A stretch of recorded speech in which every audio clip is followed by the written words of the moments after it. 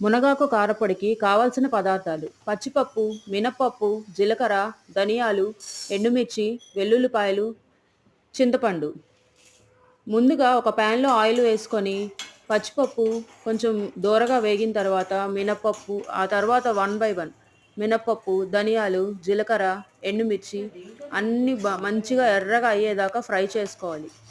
ఆ తర్వాత ఒకరోజు సాయంత్రం ఆరబెట్టిన మునగాకు మంచిగా కడిగేసి మరీ ముదురుది గాకుండా, మరీ లేతది గాకుండా ఒక మోస్తరుగా ఉన్న మునగాకు ముందు రోజే తీసుకొని మంచిగా బాగా కడిగి ఎండ లేకుండా గాలి పారే ప్లేస్‌లో మంచిగా ఆరబెట్టేసి, దాన్ని గూడా కొంచెం ఆయిలేసి బాగా ఫ్రై చేయాలి.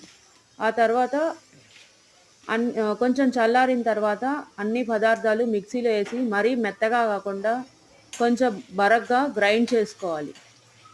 దాంతో పాటు తగినంత ఉప్పు గూడా వేసుకోండి. మర్చిపోతే అదసలు టేస్టే బాగోదు.